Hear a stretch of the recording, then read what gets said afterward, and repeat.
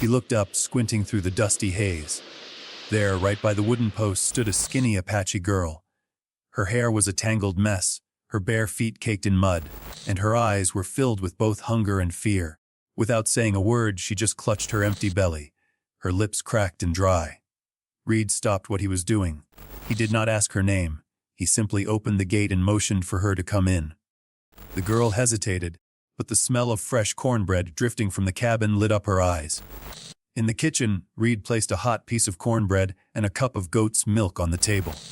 The girl sat down, still wary. But the moment her fingers touched the food, she devoured it like she had not tasted anything like it in a long time. Elias brought over an old wool blanket and laid it near the fireplace. No one said a word.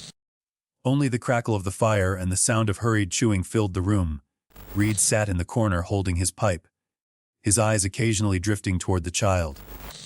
Once her stomach was full, she wrapped the blanket around her shoulders, gave Reed a small nod, a silent thank you, and then quietly stepped outside, disappearing into the dusk painted with red dust.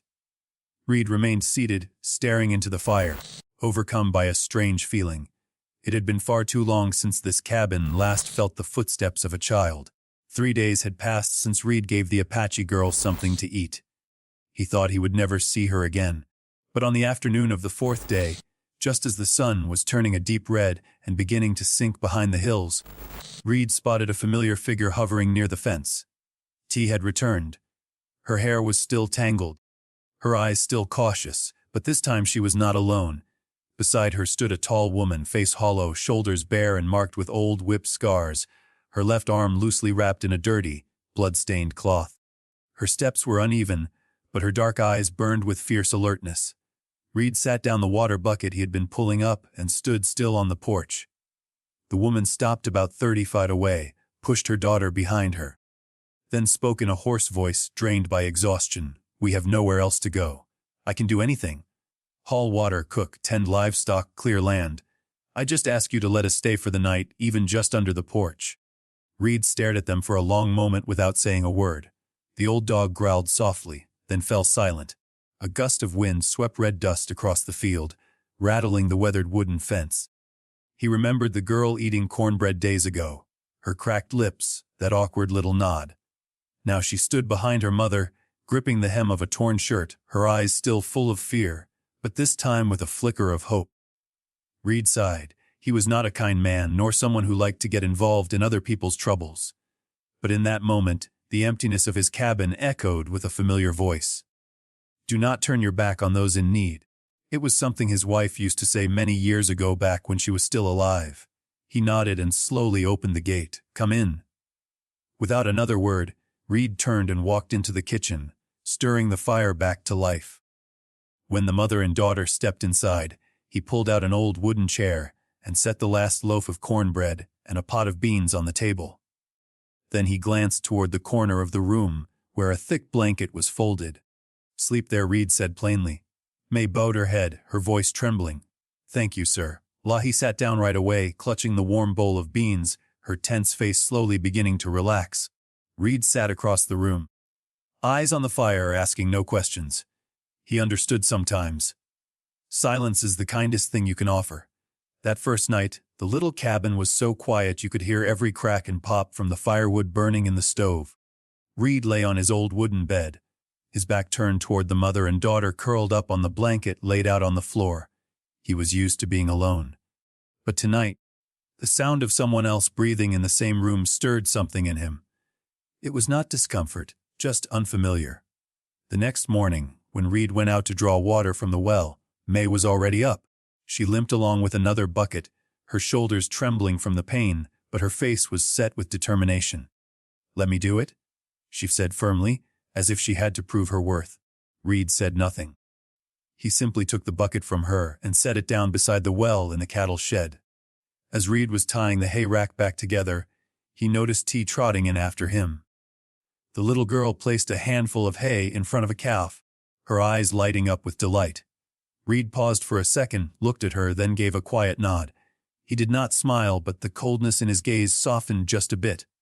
By noon, when Elias returned from the fields, he saw the porch had been swept clean and his torn shirts had been patched with rough thread. Awanatada sat leaning against a post, her left arm still hurting, but her eyes were brighter, like someone who had found a sliver of purpose after running for too long. Reed paused on the steps, caught off guard. It had been years since anyone touched his things, and now someone was quietly tending to them. That evening, dinner was a quiet affair. Awanada had seasoned the pot of beans with a few herbs she carried in a cloth pouch. Reed took a bite, a gentle warmth spreading across his tongue. He said nothing, just kept eating. But there was a subtle shift in his expression. Something gentler flickered in his eyes. T sat beside her mother and let out a soft giggle the first time Reed had heard her laugh. It was faint, childlike, and he realized it had been far too long since he had heard a sound like that. The next day, while Reed was out repairing the fence, he saw Awanatada moving slowly on a crutch, gathering dry grass. Her injury still pained her, but she did not stop. She worked steadily, never leaving the job half. Reed walked over, took the bundle from her shoulder, and placed it onto the cart. They looked at each other. Not a word exchanged, just a quiet understanding. 3 days had passed. The cabin, once so used to silence, now held the sounds of footsteps, well water being drawn, and spoons clinking against pots. It was not a family, not yet something close, but it was no longer a place for just one man. Reed still kept his distance, but he knew something was beginning to change. Slowly, wordlessly, the morning sky was clear, and sunlight spread across the prairie like a golden carpet. Reed Callahan carried his hammer out to the northern fence where the old wooden posts had long since collapsed. He was used to working alone, but this time 2 figures followed behind him. Enada, her shoulder wrapped in a strip of rough cloth to cover the wound, rolled up her sleeves and lifted a heavy log, as if she felt no pain at all. The muscles in her shoulders flexed. Her sun-worn hands gripped the wood tightly, and she placed it cleanly into position. Reed frowned slightly, not in disapproval, but in surprise. He had not expected a woman to have that kind of strength and resolve. T was not one to stand still either. The little girl carried small bundles of straw, helping gather dry grass for the cattle shed. A flock of curious chickens followed her around, making her laugh out loud. The sound echoed through the open yard, a sound Reed had not heard since the day he lost his family. By midday, the 3 of them sat beneath the shade of the old oak tree. Reed passed the water jug to Awanada. She took a sip and something in her eyes softened. T, sitting in the middle, opened a cloth pouch and shared what was left of some roasted corn, offering a handful to Reed. He accepted it slowly and gave a nod in place of thanks. That afternoon, they worked together to repair the roof of the horse shelter. Awanada climbed up, hammering wooden slats into place, sweat soaking the back of her shirt. Reed held the ladder steady below, occasionally glancing up, but his gaze was no longer filled with doubt. It had become something closer to quiet respect. T, barefoot and dusty, stood nearby, handing them nails and tools, small, but eager to help in any way she could. The dusk dinner felt different. Instead of silence, Awanada asked Reed a few short questions about the land, the crops. He answered gruffly, but his tone had lost its chill. T jumped in, talking about the newborn calf, making both of them laugh. That night, Reed sat on the front porch, lighting his pipe and looking out over the yard, now tidier after a day of shared work. Inside the cabin, Awanada was folding her daughter's blanket, her movements firm but gentle. Reed took a long drag from his pipe and exhaled slowly. Inside him, something had begun to flicker, a warmth he thought had long since left him. It was not quite family, but this cabin no longer felt empty. I truly appreciate having you here. And if this story stirred up a memory maybe of dusty evenings and the sound of hooves echoing in your heart, then be sure to subscribe to my channel so that each day we can sit together again, and I will tell you another story from the West. That night, the wind howled through the cracks in the door, blowing ashes in slow circles around the fire. Reed sat at the table, whittling a small piece of wood into a fishing lure with his pocket knife. Awanada sat across from him, stitching a torn shirt with coarse thread, while T was already fast asleep, curled up in a blanket near the stove. The room was warm but heavy with silence. After a long while, Awanatada lowered her needle and looked up, her eyes dark and deep, met Reed's directly. "You probably want to know," she said softly, her voice low and hoarse. "Why the girl and I ended up here?" Reed did not answer. He simply gave a small nod, set the piece of wood aside, and waited. Awanatada took a long breath. We used to live in Baker's Ridge. I belonged to a man there. He treated me like property. When I could no longer give him a son, he beat me, called me worthless, the whip marks, the broken arm. She lifted her bandaged arm, her hand trembling slightly. They are from him. Her voice faltered, but her gaze remained proud. I could not take it any more. I took Tiva and ran. We wore our feet raw, crossing the rocky hills, our stomachs empty, our legs bleeding, just to get away from his shadow. Silence settled over the cabin. Only the crackle of the firewood and the sound of wind sweeping across the porch remained. Reed slowly stood up, walked to the fireplace, and added another log. He said nothing, but as the flames rose, Awanada saw his eyes clearly cold, gray, steady as steel. It was not pity in them, not curiosity, just understanding and something like respect. Awanada lowered her head and spoke again, her voice even softer. If he comes here, I will leave. I do not want to bring trouble to your doorstep. Reed looked at her for a long moment, then slammed the knife down onto the wooden table. His voice low and firm. No one has the right to drag you back to that hell. Not while you and the girl are standing on this land. Awanada froze for a moment. Something unreadable crossed her weathered face, confusion. Maybe then her expression softened into quiet gratitude. She said nothing more, just bent her head again and kept sewing. Reed returned to the table and picked up the piece of wood. He continued carving. But deep inside, he knew from this moment on their fates were tied together, even if no one said it out loud. That afternoon, the sky burned red like fire. The sun was close to setting, but its blazing light still scorched the prairie. Reed Callahan was tightening the rez on his horse when the old dog suddenly growled, fur bristling. The sound of hooves echoed in the distance, dry and pounding like the beat of a funeral drum. Reed looked up, squinting on the dusty red road leading to the ranch. A lone rider approached, tall and thin. His hat pulled low over half his face, but in the tilt of his shoulders and the way he rode, Reed knew right away this was no harmless drifter. Awanada stepped onto the porch, one hand gripping the doorframe tightly. She recognized that silhouette even from 100 paces away. Her breathing quickened. Her wounded arm trembled slightly. "It is him," she whispered. Reed did not ask. He placed his hand on the grip of the Winchester. Leaning against the water trough, his eyes turning cold as steel. The man stopped his horse just outside the gate and lifted his head. A long scar glinted across his cheek down to his chin in the light of the sunset. He let out a dry, mocking laugh, his voice rough and mean. "Awanada, you really think you can run from me? You're mine, woman. And that girl, too. Both of you belong to me." Inside the cabin, Tiva let out a soft cry and clung tightly to her mother's dress. Awanada took a step forward, but Reed raised a hand to stop her. He stepped out onto the porch, tall and steady as a wooden post. "She does not belong to anyone," Reed said, his voice low and firm. The man laughed with contempt, but there was a flash of anger in his eyes. He drew his gun and pointed it straight at the porch. The air tightened, stretched taut like a barring. Reed did not blink. Calmly, almost too calmly, he raised the Winchester and cocked it with a sharp, echoing click that shattered the silence. The sound made the man's horse rear and whinny in panic, stomping the ground. "Put the gun down," Reed said, eyes locked on the target. "If you want to leave here alive," the man's jaw clenched, his finger twitching on the trigger.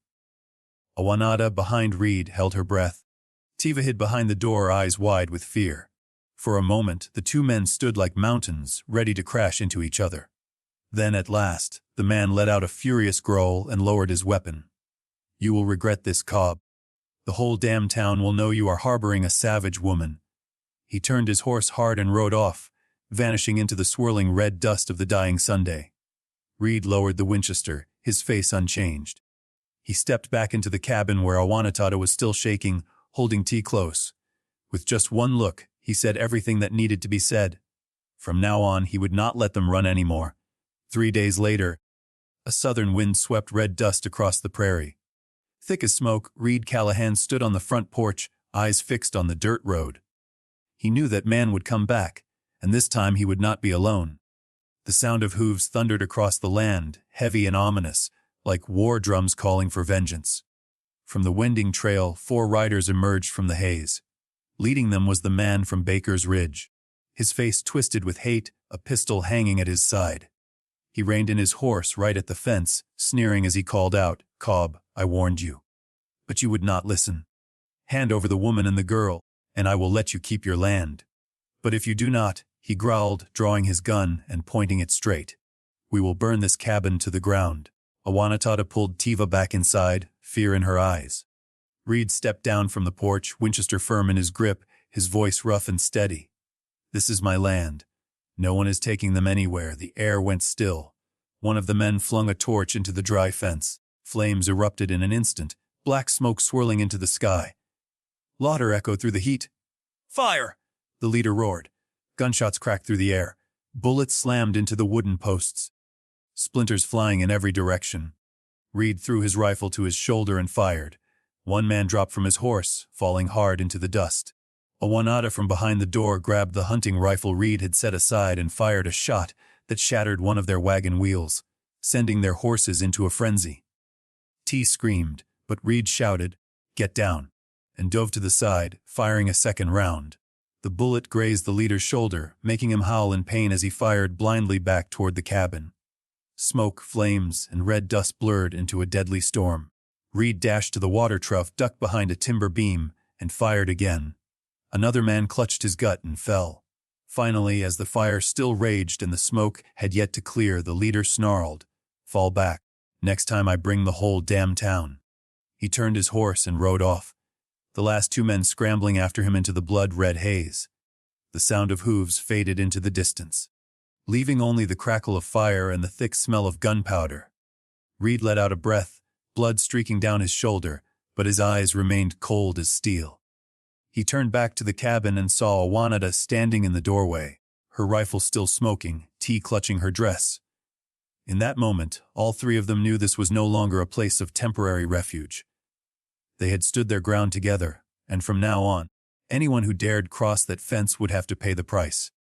Winter had passed, and the harsh, dry winds slowly gave way to a strange, gentle warmth. Across the fields surrounding the ranch, tiny blades of new grass pushed through the cracked earth. Birds returned, chirping on the porch roof, still scorched with bullet scars. Reed Callahan leaned on his hoe, wiping the sweat from his brow. The arm that had once been grazed by a bullet was nearly healed now, leaving behind a scar as thin as a silver thread. Beside him, Awanatata rolled up her sleeves, her strong arms tightening as she lifted a heavy wooden plank. Though her old wound was not fully healed, her eyes burned bright, the look of someone who had made her choice and would not turn back. On the porch, Tiva sat building a circle of stones, giggling with delight. Every time the wind blew her messy hair across her face, she turned and called out, "Mr. Reed, Mama says we are planting more corn today." Reed smiled a smile he had not let show in a long time. "Yes, we are going to have one hell of a harvest." Day by day, the three of them rebuilt the fence that had burned, dug holes for planting seeds, and patched the cabin roof scarred by gunfire. None of them saw this place as temporary anymore. With every hammer strike, every row of turned soil, an unspoken vow took root. This is home. When night fell, the fire in the stove flickered, casting shadows across the wooden walls. Reed sat in his chair while Tiva slept with her head resting in Awanata's lap. The Apache woman glanced over at Reed, her deep eyes no longer guarded, but quiet and warm. "You know," she whispered back in the tribe, "I never thought I would have a home like this." "It is wonderful," Reed nodded, the gray in his eyes etched with fatigue, but also lit with something he had not felt in years. Hope outside, a crescent moon floated in the dark sky, shining down on the little cabin nestled in the vast prairie. But inside that wooden house, loneliness no longer lived. A rancher who had lost everything. A mother abandoned by the world, and a child who once seemed destined to grow up afraid they had found each other. They had not chosen the easy road, and they were far from accepted by the town of Red Bluff. But they had chosen each other, and that was enough to turn even this harsh land into a place called home. And as the first breeze of summer blew in, carrying the scent of fresh grass, Reed knew this was not just land. This was where his heart would stay. Dear friends, love in the frontier does not need promises or witnesses. It grows from calloused hands willing to lift each other up, from glances that understand the pain words cannot touch. In a land this unforgiving, love is the only strength that keeps us from being lost. Because when we dare to give our hearts, every wound can heal and every house can rise again. And in the end, I wish for each of you a life full of happiness and health.